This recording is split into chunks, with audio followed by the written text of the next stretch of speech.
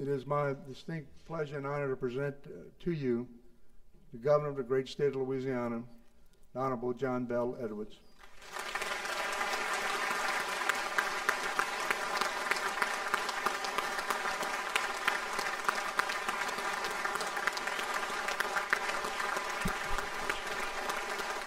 Thank you.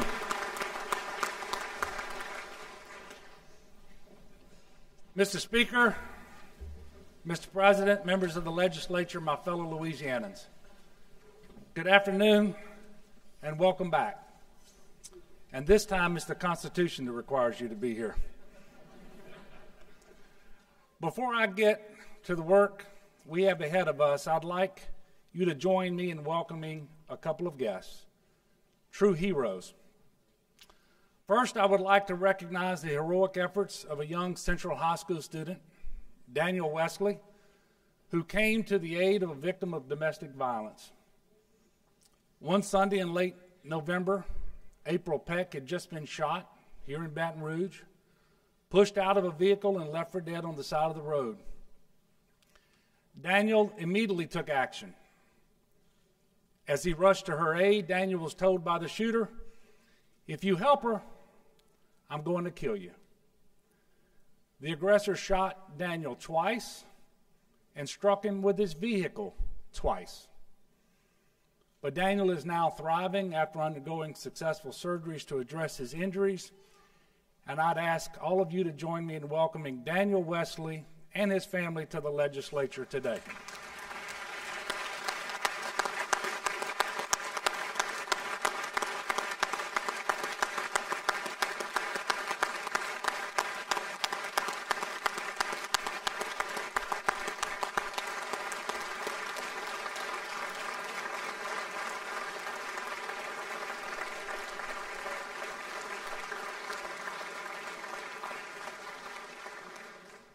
I'd also ask that you keep April Peck's family in your prayers as they continue to heal from her tragic death. We also have another guest with us today, very special guest. You know, this past year has been filled with heartbreak in our law enforcement community. None of us will ever forget that morning in July when an attack on our officers claimed the lives of 3 brave men and left 3 others injured. Just last month, we lost another dedicated officer in the line of duty here in Baton Rouge. January the 7th was another day that certainly could have ended in tragedy.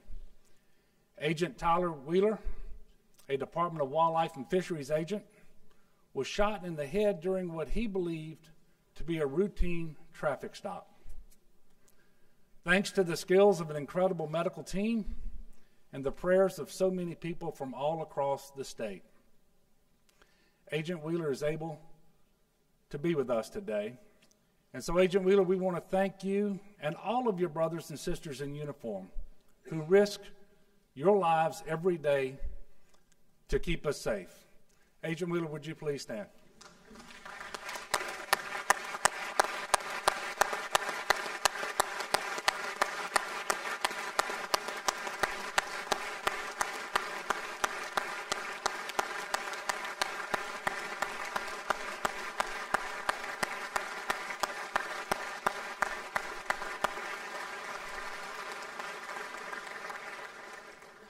Agent Wheeler is also joined by his family and his wife, and next week, they celebrate their very first anniversary. Congratulations to you all.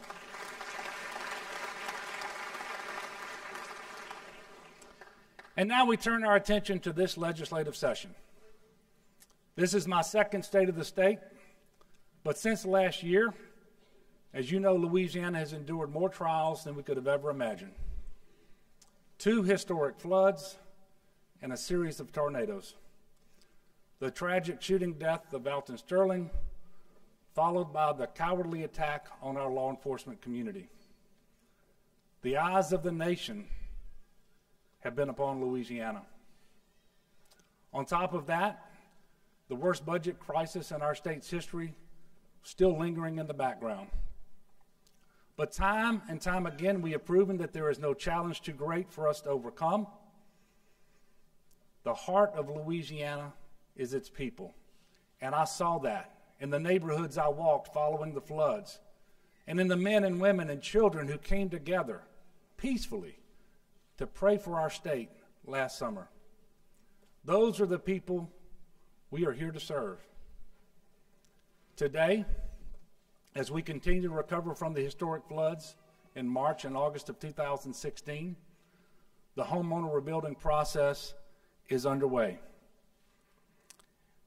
We have 300 homeowners now who have participated in the, 3,000 homeowners today who have participated in the survey. That was the precondition for accessing help under this homeowners program, and that happened today. Homeowners have the ability to apply for funding that will allow them to return to their homes. And yes, we are still seeking an additional $2 billion to help our citizens to fully recover. And we have a long road ahead of us. And the path to success in all things must be driven by putting the people of Louisiana first. And to do that, we simply must work together.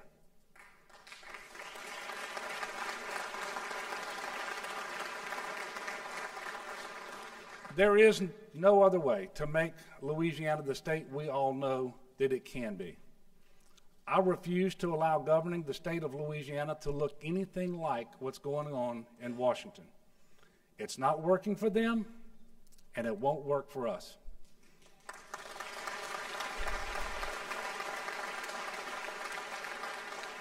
There's too much at stake for us to let partisanship get in the way, and none of us should tolerate that.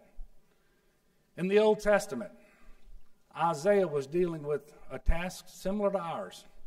His nation was at a crisis. The old ways just weren't working anymore.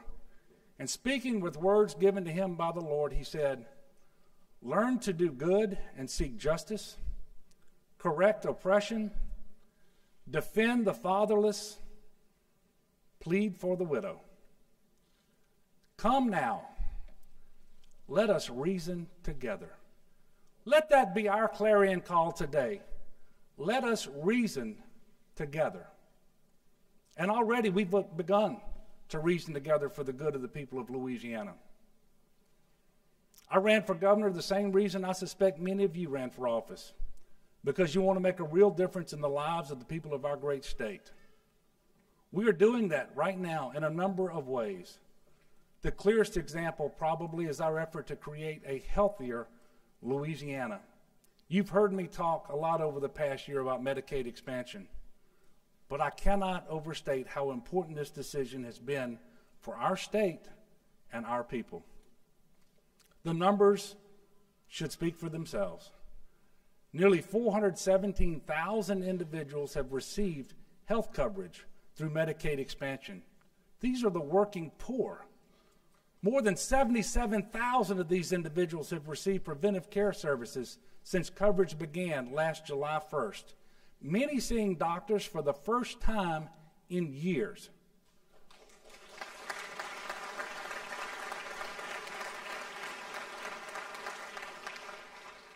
These numbers include more than 6,200 patients receiving breast cancer screenings, resulting in 95 cancer diagnoses, 7,500 colon cancer screenings, resulting in nearly 2,200 patients having precancerous polyps removed, and 74 diagnosed with cancer, and nearly 6,400 patients being diagnosed with diabetes or hypertension.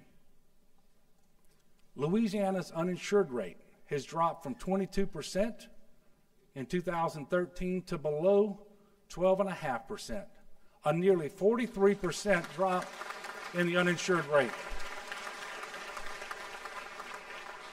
One of the greatest drops in uninsured rates in the entire country, and it is the lowest rate on record here in Louisiana. In the process of doing all this, Louisiana is projected to save nearly $200 million in the first year alone, and we're projected to save more than $300 million in the next fiscal year because of Medicaid expansion. And that's money we have to use to better fund critical priorities such as TOPS and higher education. But at the end of the day, It's not the numbers that have made Medicaid expansion the right choice for Louisiana. It's the people. People like Monica Calderon from New Orleans, a student at UNO. I expected to introduce all of you to Monica today. She's studying music in New Orleans with the hopes of specializing in music therapy. After suffering through severe headaches, she learned that she had a brain mass and would need surgery. The day before her surgery, she applied for Medicaid under the expansion. And after the surgery, the doctors told her that she had glioblastoma, an aggressive type of brain cancer. She received Medicaid approval 3 days after her surgery. And Monica told me that without Medicaid coverage, she didn't know how she would have paid for all the medicines and the treatment that she would need. Monica couldn't be here today with us because she's undergoing an MRI scheduled by her doctors. But you should know that these are the testimonies I hear every single day when I'm visiting with folks across our great state. These stories wouldn't be possible without Medicaid expansion. And the same Catholic Christian faith that leads me to be pro-life on the issue of abortion also informs my position on Medicaid expansion, because in a very real and significant way, it is literally saving the lives of our working poor brothers and sisters.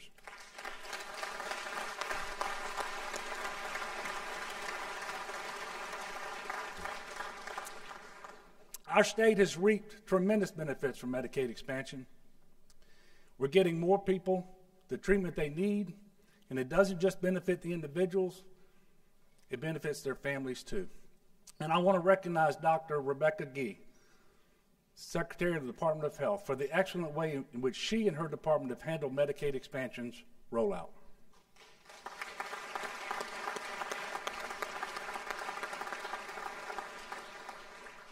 And our successes don't end there. The charge I mentioned earlier about reasoning together also noted defending the fatherless.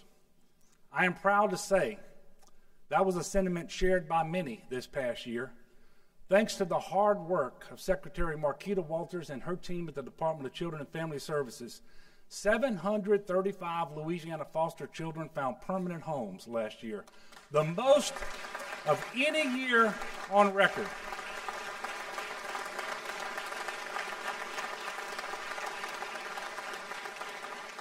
Her team accomplished this feat despite the fact that DCFS has faced deep cuts over the last several years, with fewer employees working longer hours. We've also worked hard to make Louisiana a more attractive place to work and do business. We live in one of the world's leading destinations for new business expansion and relocation projects. We're defining what the 21st century economy looks like right here in Louisiana. All you have to do is consider the $21 billion in capital investments made in Louisiana over the past year to know that we're creating a more vibrant, diverse economy.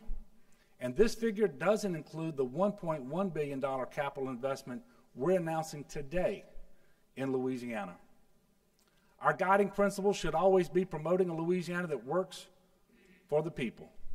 That is why we revamped our industrial tax exemption program so that local governments have a seat at the table. I've heard from many of you and the people in this state that we simply cannot give away taxpayer dollars without having accountability for results that bring good jobs to Louisiana.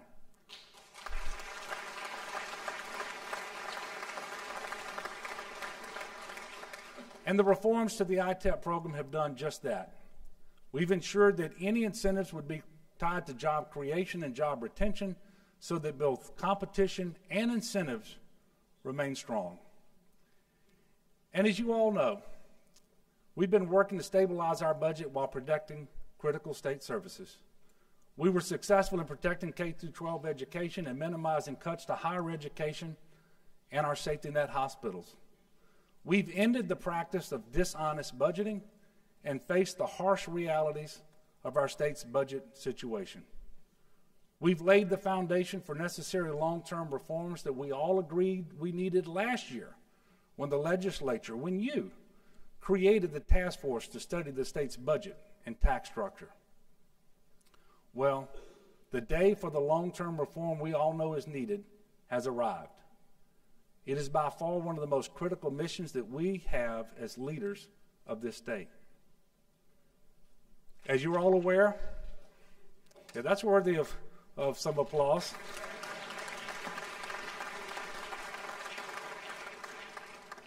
As you're all aware, Louisiana faces more than $1.3 billion in a fiscal cliff come July 1st, 2018, a point when a significant amount of revenue disappears and expensive credits and exemptions return to their full amounts rather than the reduced amount that they are currently operating under.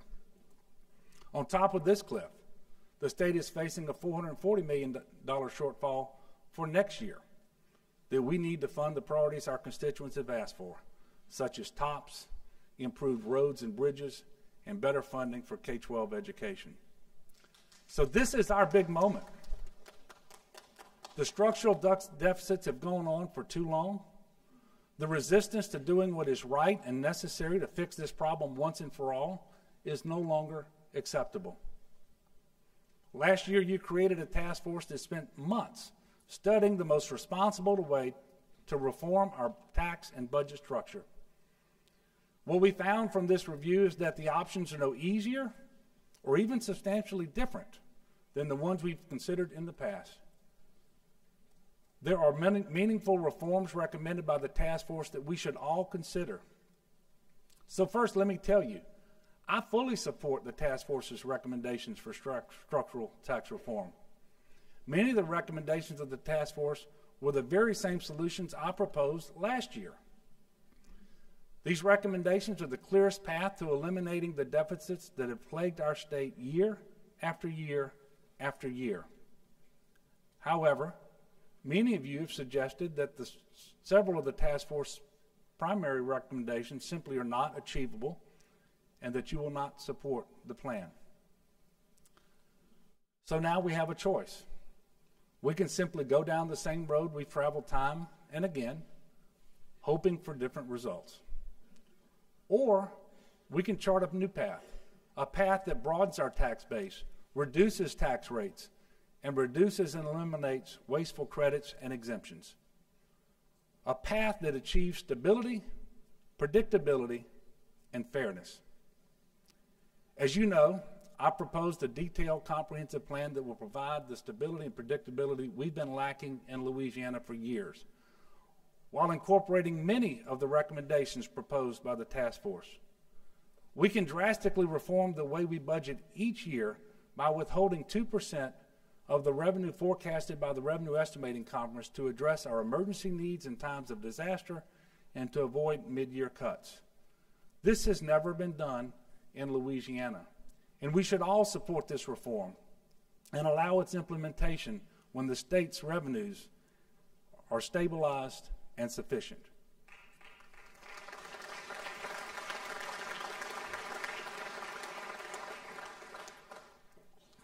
As a guiding principle, I propose that we move forward with the elimination of the fifth penny of sales tax as scheduled on July 1st, 2018, clean the remaining pennies, model our sales tax structure utilizing best practices from other states. In addition, I'm asking you all to give 90% of the citizens of Louisiana an income tax cut and simplify the corporate tax structure by reducing the current 5 corporate income tax rates to 3 lower rates. Both of these shifts would be in exchange for eliminating the deductibility of federal income taxes, a practice that is used in only 3 other states and is most beneficial to the higher income earners. The most significant part of this plan is in response to a problem we should all acknowledge, that our corporate income tax structure is broken. It is far too unstable and is laden with credits, exemptions, and deductions that put too much of the burden of funding critical state services on individuals in the middle class. If there are those of you that disagree with that premise, then I challenge you to defend what I'm about to tell you. In 2015, in that fiscal year, 80% of Louisiana corporations did not pay any state income tax. For C Corps, those businesses that are taxed at the entity level, 80,000 out of 101,000 did not pay any income tax to the state of Louisiana. That means administrative assistants at some of the most profitable corporations paid more in state income tax than the companies he or she works for. That just isn't right. Basic fairness demands that we do better. My proposal will ensure that those 80,000 C Corps that pay no income taxes do their part, just like that administrative assistant does. The commercial activity tax, or the CAT, as many of you heard so much about, is based on gross receipts, but will be a minimal graduated amount for businesses with gross receipts of less than $1.5 million a year. Corporations with receipts over $1.5 million a year will pay 0.35% of their gross receipts. For all other businesses in Louisiana, S Corps, LLCs, and partnerships, there will be no percentage tax. Rather, those entities will be instead assessed with a set and graduated tax based on their gross receipts.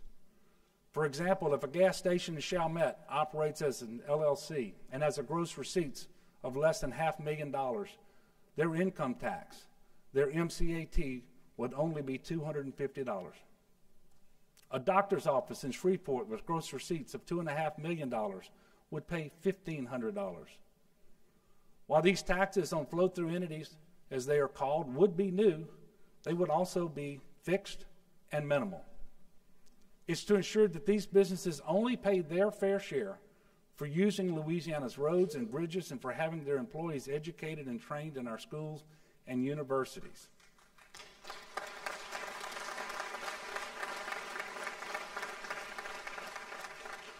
This broadens the base of our business income tax system to ensure that everyone pays their fair share. As I have said to you all in announcing this plan, I'm open to dialogue. I am open to compromise. We can find a balance of spending cuts and revenue that help us fund our priorities. However, in the almost 15 months that I've been in office, only a minimal amount of cuts in services beyond the $500 million that I have put on the table have been made by the legislature. Criticism is only as valuable as the input and the action that follow it. But we have seen very little constructive input and practically no constructive action. Just isn't helpful. We cannot continue down the path we are currently on. It is unsustainable for our state. And we can't keep moving the goalposts because it might be politically advantageous. If there's a better idea out there, let's see it. Don't hide it. Let's debate. A lot of folks are fond of using buzzwords like cut spending, do more with less, tighten our belt, less revenue, we must reduce the size of government. I'm willing to bet that almost all of you sitting here today have said one of those things in the past. And they're all fair statements. And in many cases, I agree with you. We all want lower taxes and a more efficient state government. We would all prefer to preside over a state with surpluses and not deficits. But when you make those sorts of statements, you're only telling half the story if you don't follow them up with the next piece of the equation, which spells out the consequences of what you mean. Exactly what is it you intend to cut? What college or hospital do you want to close? What road in your district that you'd rather not see built or repaved? Or perhaps the pediatric mental health program in your community that you want eliminated? Because when you repeatedly make those statements without addressing the consequences to people's lives, you simply turn them into political sound bites. And ladies and gentlemen,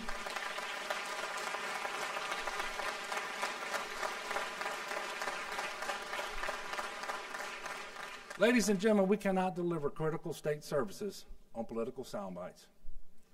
I have traveled this state over the last couple of months holding meetings where every single member of this body was invited to attend. Most of you did, and thank you. But we've got to have a serious conversation about how to move this state forward, and then we must act. If not, the people of Louisiana are going to have some tougher days ahead. So now you have the option to choose. Accept the recommendations of the task force, accept the alternative proposal that I have laid before you, or advance your own plan, or be willing to endorse specific cuts that will be necessary if you take a cut-only approach, and then vote for those cuts. I can respect that. What I cannot respect is voting no on everything without offering your own proposal.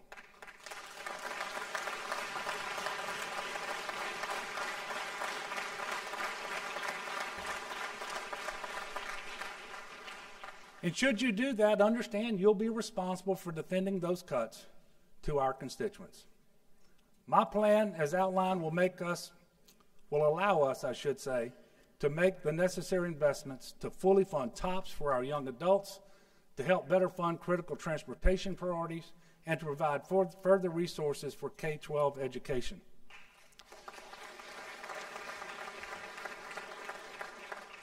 To be clear, I will work with you to strategically make further budget cuts so long as our critical priorities are adequately funded. That will be impossible, though, if we don't responsibly address the fiscal cliff that is looming. With all the tough choices that need to be made this session, I understand how easy it might be to delay addressing the needs of our neglected infrastructure. But as governor, and even before then, I made a promise that we would get serious about improving transportation. This year, we put trust back into the Transportation Trust Fund by only using infrastructure dollars for their intended purpose, keeping $72 million in the Transportation Trust Fund that was scheduled to go to the Louisiana State Police. We also changed the way we approach capital outlay so that it's more realistic and transparent and focused on our priorities.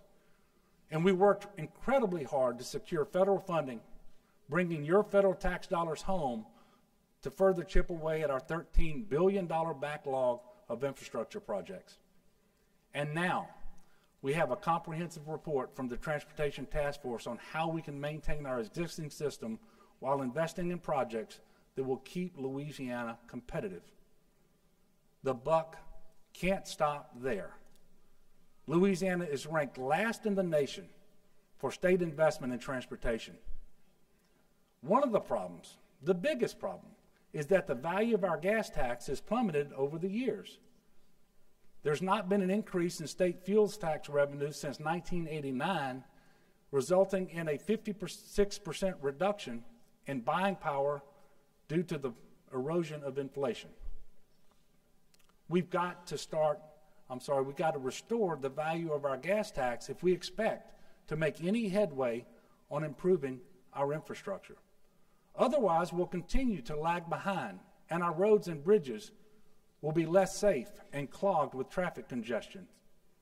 In fact, you should know, without an infusion of $40 million next year from the State General Fund, we will not be eligible for $200 million in federal transportation funds. And over time, the problem gets worse, not better. In the coming weeks, you will have the opportunity to consider many of the task force's proposals. Secretary Sean Wilson and his team have crisscrossed this state soliciting your input on how to improve our infrastructure. I urge you to take a serious look at what we can do together to better invest in our state's roads, bridges, and ports going forward.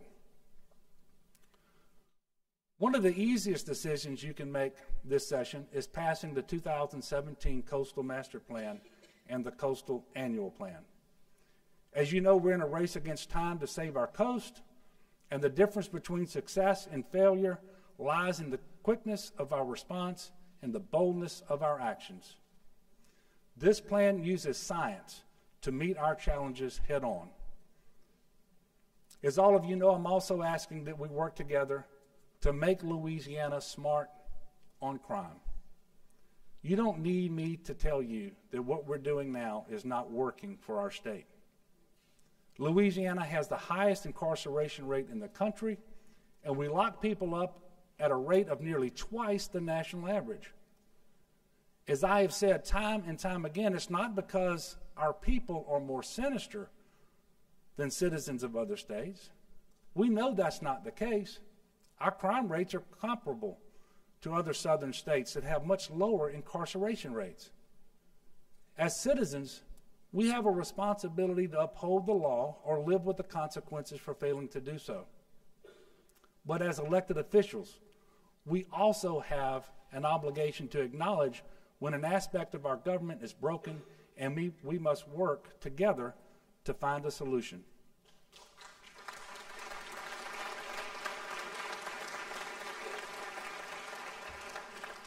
In 2015, we made a commitment to re-engineer our criminal laws. It's an initiative that began before I assumed this office, but one I believed in and supported when I was sitting here in this chamber.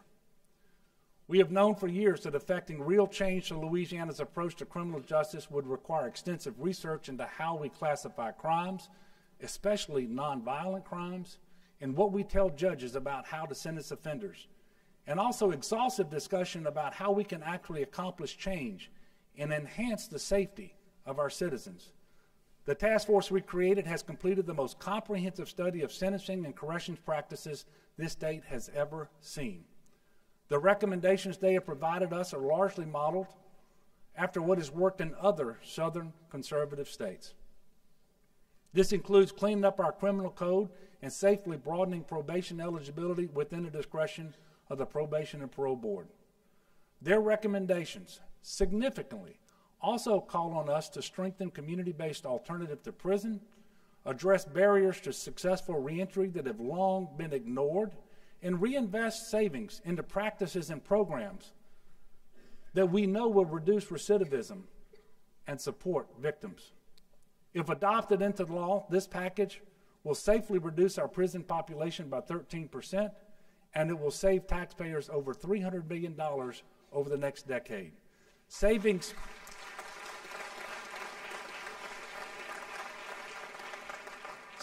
we can and must reinvest into our efforts. That last part, reinvestment, is critically important. We spend a lot of time talking about the length of a prison sentence. As well we should. But what we don't focus on enough is how that sentence is being spent. When we give prisoners the resources they need to turn their lives around before returning to society, we do more than just reduce recidivism. With proper resources, education, and support, we give offenders a better chance of successfully contributing to their community once they get out of prison, and we ensure there will be fewer victims of crime in the future.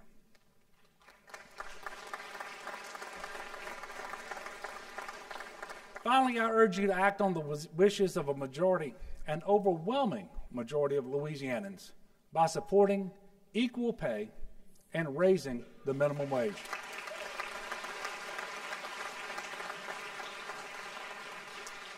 We should all be offended. We should all be offended that Louisiana has the highest gender wage gap in the country, with women making only 66 cents for every dollar that a man makes. It's a simple and unassailable idea. Pay a woman who has the same job and similar qualifications the same you would pay a man. It is that simple.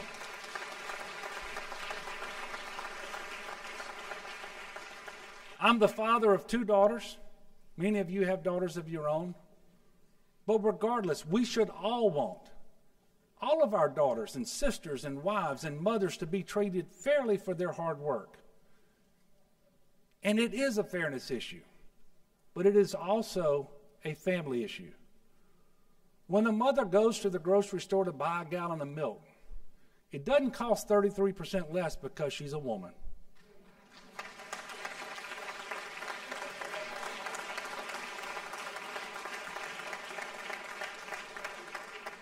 The legislation I'm proposing would help eliminate pay secrecy by prohibiting employers from taking actions against employees for inquiring about, discussing, or disclosing their wages or another employee's wages.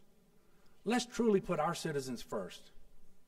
Also, by making a modest but meaningful increase to the minimum wage.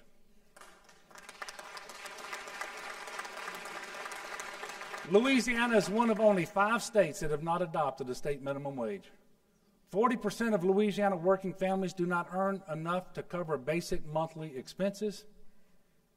It's time. No, it's past time for us to change that. What we're proposing to do is to increase the minimum wage to $8.50 over a 2-year period. It is a simple change that will produce countless benefits. Mark Twain once said, "The Mississippi River will always have its own way. No engineering skill can persuade it to do otherwise." Engineering feats have certainly come a long way since Mark Twain's day, but that sentiment remains the same today. Over the past year, we faced a humbling reminder of the power of Mother Nature. There will always be factors we cannot control, challenges that we cannot predict. That's part of what has made our faith so strong here in Louisiana. But here in these chambers, we do hold the power to shape our future. Washington has become too much like that river, stubborn and set in its own ways. But it doesn't have to be that way here in Baton Rouge. Louisiana's uniqueness has always been our greatest source of strength. We are unique in our culture. We are unique in the natural resources God has blessed us with and the challenges that represents. Can't we also be unique in the way that we govern? I believe that the people of Louisiana who put us here in the first place expect more of us than business as usual. They expect us to be as strong and as hardworking and as innovative and as courageous as they are, even in the face of great challenges. In times like these, nobody can be satisfied with merely naming highways and creating prestige license plates. We have to do more. We have to be serious. We have to be courageous. Just like in the book of Isaiah, our constituents expect us to reason together. They deserve a government that reasons together. And we cannot waste this opportunity. If we don't reason together, we're going to end up right back here with a needless and costly special session where the options won't be any better than they are now. Both you and I have a shared goal for our state, but too often politics and partisanship blur the path that gets us to that goal. I have been and continue to be willing to work with each and every one of you to ensure that we do right by the people that sent us here. But that is only possible if we leave cynicism at the door and look past the next election. We can get the job done. We can get it done right. We have to. And I'm ready to partner with all of you to see that we do just that. God bless you all, and God bless the great state of Louisiana.